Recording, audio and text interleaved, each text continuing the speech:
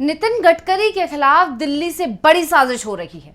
PM Modi और गृह मंत्री अमित शाह की रणनीति में बुरी तरह से फंस गए हैं गडकरी, क्योंकि महाराष्ट्र विधानसभा चुनाव को लेकर बीजेपी हाईकमान ने जो दांव खेला है उसमें सबसे ज्यादा मुश्किल में गडकरी ही दिखाई दे रहे हैं।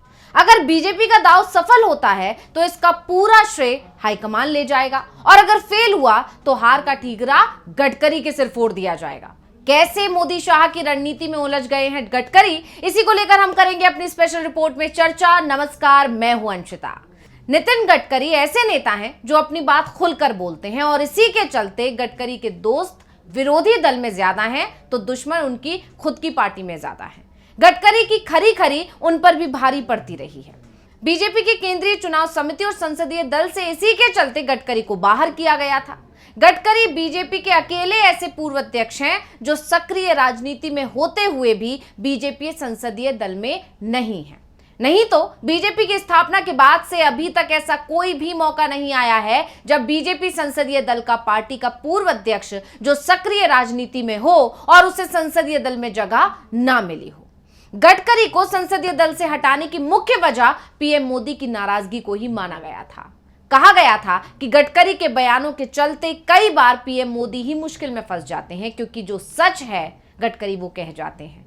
तमाम मौकों पर गडकरी को ऐसे बयान देते हुए देखा गया है जिससे साफ साफ केंद्रीय नेतृत्व पर सवाल खड़े हो जाते हैं, बीजेपी आला कमानों पर सवाल खड़े हो जाते हैं, और कई बार गडकरी अपनी नाराजगी भी अपने बयानों के जरिए से जो है जाहिर करते आए हैं। और गडकरी का जो बयान है वो मोदी सरकार की इसी तरह से परेशानी को बढ़ा जाता है। लेकिन अब बीजेपी हाईकमान ने गडकरी के खिलाफ बड़ी रणनीति तैयार कर ली है।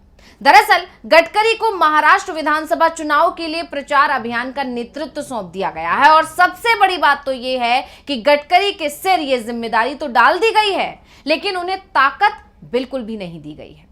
वो बड़ा बदलाव ना तो महाराष्ट्र बीजेपी संगठन में कर सकते हैं और ना ही एनडीए की सरकार से अपने मनमाफिक कोई योजना ही तैयार करा सकते हैं जिसका जनता पर असर हो। यानी सिर्फ और सिर्फ कठपुतली की तरह से उन्हें फ्रेम में खड़ा तो कर दिया गया, लेकिन ताकत उनके हाथ में कोई भी नहीं है। एक समय प्रदेश की राजनीति में गडकरी की बड़ी भूमिका हुआ करती थी। वो राज्य में कैबिनेट मंत्री थे, आगे चलकर प्रदेश अध्यक्ष बने और इसके बाद वो राष्ट्रीय अध्यक्ष भी बनाए गए थे। सन 2014 के लोकसभा चुनाव के बाद उन्हें केंद्र में मंत्री बना दिया गया, और उसके बाद से उन्हें राज्य की राजनीति से पूरा तरह से दूर कर दिया गया। 2014 में महाराष्ट्र में जब विधानसभा चुनाव हुए और बीजेपी ने सरकार बनाई तो गडकरी सीएम पद के सबसे बड़े दावेदार थे, लेकिन मोदी और शाह के विरोध के चलते गडकरी सीएम नहीं बन पाए। 2022 में तो जेपी नड्डा ने गडकरी को बीजेपी संसदीय बोर्ड और केंद्रीय चुनाव समिति से भी हटा दिया, और इसकी वजह माना गया कि जो गडकरी के जो बयान हैं उनको, इसके साथ ही राज्य की राजनीति से भी उन्हें दूर कर दिया गया था। और इस बार जब लोकसभा चुनाव हुए तो गडकरी मुश्किल से टिकट ले पाए थे। बीजेपी उम्मीदवारों की पहली सूची में तो गडकरी का नाम ही नहीं था, और तब यह दावा किया जा रहा था कि ऐसा ना हो कि जिस तरह से गडकरी मुखर रहे हैं, हमेशा से सरकार के खिलाफ खुलकर अपनी बात कहते आए हैं, मुद्दा चाहे कुछ भी हो, यहां तक कि कई मौकों पर तो उन्होंने राहुल गांधी की तारीफ तक कर दी थी। तो इन सब मुद्दों के चलते ऐसा तो नहीं कि गडकरी को इस बार टिकट ही ना दिया जाए, उनका टिकट कट जाए। लेकिन जब आगे सूचियां आई तो गडकरी का नाम आया, जबकि बीजेपी के सभी बड़े नेताओं के नाम पहली ही सूची में आ गए थे। लोकसभा चुनाव में भी ये कहा गया, यहां तक कि लोकसभा चुनाव में तो ये भी कहा गया कि शाह और फडणवीस की जो जोड़ी है वो नागपुर सीट से गडकरी को हराने की पूरी कोशिश कर रही है। बीजेपी के अंदर गडकरी विरोधियों को इसमें सफलता तो नहीं मिली, लेकिन इसका पूरे विदर्भ रीजन में जो मैसेज गया उसने बीजेपी को बड़ा झटका जरूर दे दिया। विदर्भ की 10 में से 9 सीटें बीजेपी हार गई। सिर्फ नागपुर सीट से नितिन गडकरी ही चुनाव जीत पाए थे, और इसकी टीस अभी भी बीजेपी में गडकरी के विरोधियों को परेशान करती है। और अब गडकरी को महाराष्ट्र में घेरने की रणनीति बना ली गई है, और दावा तो यहां तक किया जाता है कि फडणवीस और गडकरी के बीच बिल्कुल नहीं बनती है। और आप जैसा कि जानते हैं कि महाराष्ट्र चुनाव की पूरी जिम्मेदारी जो है देवेंद्र फडणवीस के कंधों पर रख दी गई है। देवेंद्र फडणवीस को ही प्रमुख बना दिया गया है, यहां तक कि सीट शेयरिंग का पूरा मुद्दा भी, पूरा मामला भी देवेंद्र फडणवीस ही देखेंगे। और इसके बीच में अब यह खबर आ जाना कि गडकरी को नई जिम्मेदारी सौंपी गई है, इसके बाद से जानकारी दावा कर रहे हैं हैं कि ये सिर्फ और सिर्फ दिखावा है या फिर ये एक पूरी रणनीति के तहत किया गया है। गडकरी के कद को घटाने के लिए पूरी एक साजिश रची गई है। दरअसल गडकरी को बीजेपी ने प्रचार अभियान का नेतृत्व तो सौंप दिया है, लेकिन उन्हें ताकत बिल्कुल भी नहीं दी गई है। एनडीए के अंदर सीट बंटवारे को लेकर सहयोगी दलों के साथ जो भी बैठकें हो रही हैं, उनसे गडकरी को दूर ही रखा गया है। हाल ही में अमित शाह ने मुंबई में सहयोगियों के साथ एक बैठक की थी, जिसमें चुनाव को लेकर रणनीति तैयार हुई थी, लेकिन इसमें भी गडकरी को नहीं बुलाया गया। बीजेपी ने प्रदेश संगठन में किसी भी तरह का बदलाव करने से भी साफ साफ इनकार कर दिया है। यानी जिस संगठन में गडकरी के पसंद का एक भी व्यक्ति नहीं है, उसी संगठन के सहारे गडकरी को महाराष्ट्र में काम करना है। दरअसल लोकसभा चुनाव में महाराष्ट्र में बीजेपी को जो हार मिली है, उसके बाद राज्य में बड़े बदलाव की तैयारी शुरू हो गई थी। मुंबई में 6 जिले हैं और सभी 6 के जिलाध्यक्ष को बदलने की तैयारी हुई थी। युवाओं को मौका देने की बात हो रही थी, लेकिन अब इस पर अमल होने की कोई संभावना नहीं दिखाई दे रही है। पार्टी के ही एक बड़े नेता ने दावा किया है कि गणपति उत्सव के बाद पितृपक्ष शुरू हो जाएगा। उस दौरान पार्टी नया काम नहीं करेगी।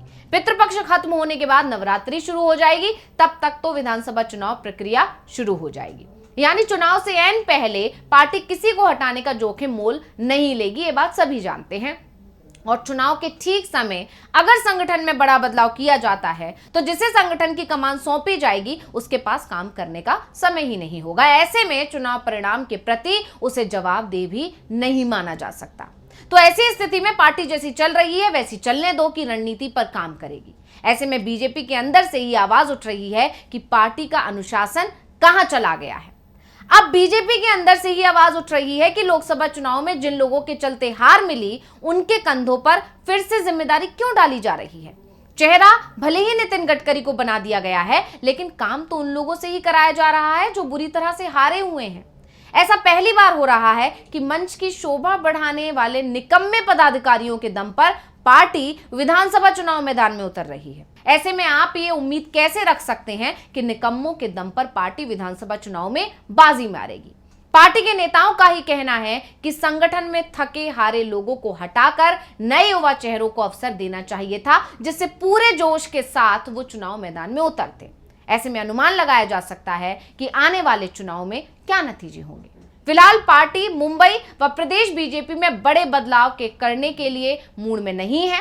इससे युवा व काम करने वाले सक्रिय कार्यकर्ता निराश हैं और अकेले गडकरी क्या कर पाएंगे, ये सभी को पता है। ऐसे में दावा किया जा रहा है कि अगर महाराष्ट्र में बीजेपी चुनाव हारती है तो जिम्मेदारी गडकरी पर ही डाली जाएगी, और अगर चुनाव परिणाम बीजेपी के पक्ष में आ जाते हैं, जिसकी उम्मीद बेहद कम दिखाई दे रही है, क्योंकि सर्वे रिपोर्ट्स में भी यही दावा किया गया है कि बीजेपी की स्थिति बेहद खराब है और लोकसभा चुनाव के जो नतीजे आए उससे भी साफ हो गया है। फिर भी अगर बीजेपी चुनाव जीत जाती है तो फिर बीजेपी हाईकमान इसका पूरा क्रेडिट अपने खाते में ले लेगा। जीत के पीछे मोदी मैजिक को बता दिया जाएगा।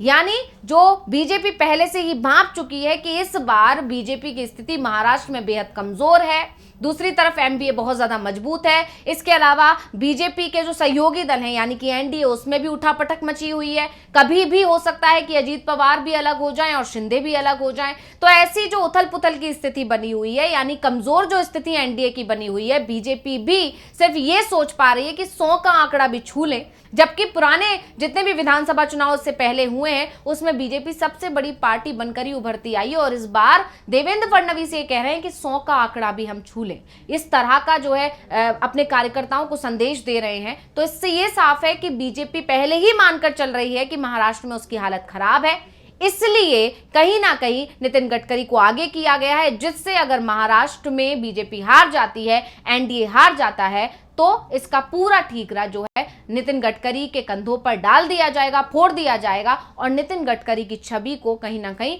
खराब कर दिया जाएगा कि वो चुनाव भी एक अपने बलबूते नहीं जिता पाए। तो इस रिपोर्ट को लेकर आपका क्या कहना है, हमें कमेंट करके अपनी राय जरूर दीजिएगा। इसी के साथ मुझे दीजिए इजाजत। देखते रहिए डीवी लाइव। नमस्कार।